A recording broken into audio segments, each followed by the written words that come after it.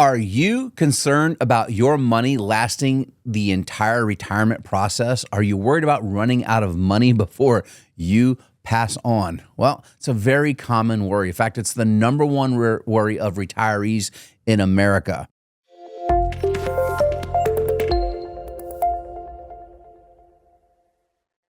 We've got some good news and some useful tips for you today. So today we're going to cover some useful withdrawal tips on how you withdraw money from your savings and retirement accounts throughout your retirement. We're going to talk about how you could incorporate understanding the forms of income and why it's so important to have a written income plan in your retirement. And we'll also talk about why you don't want to bet all your dollars on just one strategy, stocks, bonds, only one asset class, why diversifying could be really helpful. So let's start off with withdrawal rates, right? How do you withdraw money you've saved for retirement? Let's say for a nice round number, you saved $1 million for retirement. Most people in America think they have to save at least this much. In fact, recent studies show most average American thinks they have to attain about $1.4 million to successfully retire. The reality is actually a little bit better than that. The average retiree really only needs about $750,000 to retire in America today. Now, if you're looking 5 years out, that number is going to be a little bit higher because of inflation.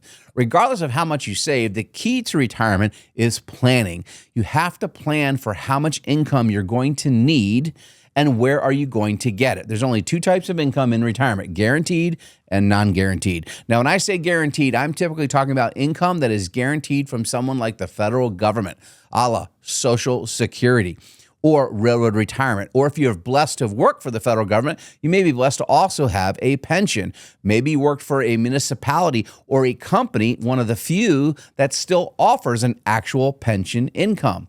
If you do, these are pretty much reliable sources, guaranteed income you can count on.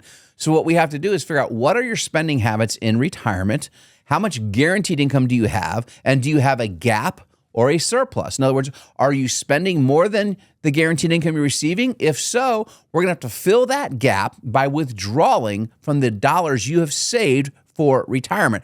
This could be 401ks, 403bs, IRAs, Roth IRAs. It could just be savings accounts, certificates of deposit, money markets at the bank. Wherever you have put the money, you're going to have to take some of that money to meet your monthly needs. That's the income gap we're talking about. So what can you do? Well, if you're super nervous and you're not sure, you're feeling skittish, you can purchase guaranteed income. Now, this is not always appropriate.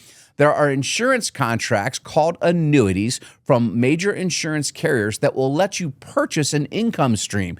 You give them some money and they turn around and give you immediate income. This is called a SPIA, a single premium immediate annuity. In other words, if you gave an insurance company $100,000 of your retirement savings, they would immediately start paying you income next month. Depending on your age, the income will be more or less. But with interest rates up more than they've been in the past decade right now, you actually can get a decent check out of this situation. The downside is those assets are gone and they're out of your portfolio. You have bought an income contract, but you no longer have control of that asset. This may or may not be appropriate, so make sure you talk with a qualified professional before you would make such a purchase. Now, you can also simply invest your dollars into a various bucket of investments and securities, stocks, bonds, mutual funds, bonds, etc. A diversified portfolio has a much better chance of surviving a severe market drawdown than if you were all in on one asset class like stocks. We've seen a lot of folks get really heavy in the stock market in recent years because the market has frankly performed unbelievably well for about the last 15 years. We can't guarantee that will happen in the future, of course, so it makes sense to diversify your portfolio and get lower risk on your entire portfolio so that when you start taking that income, it will most likely last longer. Remember, it's not necessarily about the rate of return anymore, but the range of returns. How much volatility do you want to have your portfolio exposure to? Now, the IRS gives us some guidelines on how much money they think you should take out of your accounts. In fact, they actually force you to take this amount out when you've attained a certain age called RMD age, required minimum distribution age. Now, it gets quite complicated because just in the last 5 years alone, they've changed the law 4 times. Retirement age or required minimum distribution age, the age which they force you to take money out of these accounts you've been deferring your entire life. And of course, they do this because they want to get paid. They want to get their taxes. Well, it used to be 70 and a half years old. Then Congress changed the rules and they made it 72. A year and a half later, they changed it again. They made it 73. Then they changed it again, and now it's 75. Now, it's confusing because people don't know which one of those applies to them. So to keep it simple, if you're born 1960 or later, 75 is now your new RMD age, required minimum distribution age. If you were born in the 50s, it's going to be 73. And if you're born prior to 1951, well, you're already taking RMD, so you already know what your age means. Now, the IRS has a mortality table that they calculate how much they're going to make you take out. So let's assume you had $1 million in the account and you hit RMD age at 75. Well, if that occurred today, you'd have to take just over 4% out of your account. So that's a little over $40,000 in distribution you're going to be forced to take out of the account. Now, if you remember earlier, we talked about the importance of understanding, do you have an income surplus or an income gap? Many people have an income gap early in their retirement simply because the only guaranteed sources they have are Social Security checks. This is very common, of course. So they have to withdraw from their portfolio to make up the difference. Now, as they get older, most folks don't spend near as much money as they thought they would. This is the reality. I've been doing retirement planning for over a quarter of a century, and I wish people would spend more of their money early in retirement when they could really enjoy it. In fact, my good friend David Bach, who's got a few New York Times bestsellers, coined the phrase, go-go years, slow-go years, and then, unfortunately, no-go years. It does you little good to keep saving and end up with $3 to $5 million in that account when you're in your 90s, when you could have spent some money in your 60s and 70s and probably done some of the bucket list items you really wanted to achieve. So what you should do is not follow the IRS tables. You should work with a competent financial planner who will help you understand the withdrawal math, how to diversify your portfolio in a way that you do not have to experience major drawdowns even when the market corrects. And this can be stress tested with a competent planner with some good software to show you, even if the market were to collapse 40 or 50%. And remember, this has happened on many occasions. The dot-com bubble happened early in my career.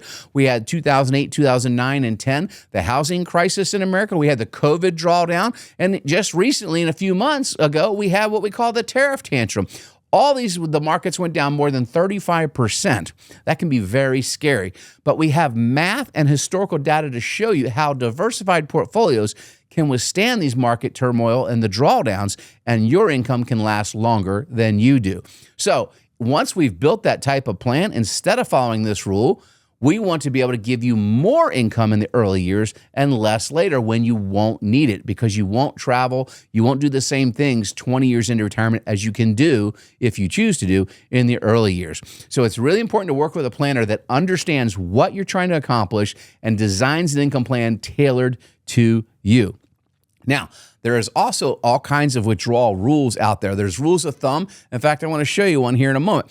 But I want to tell you about one that was started years ago by a financial planner in 1987 called the 4% rule. Basically, he said, hey, when you save $1 million, you ought to be able to pull 4% out safely as a withdrawal rate for the rest of your life.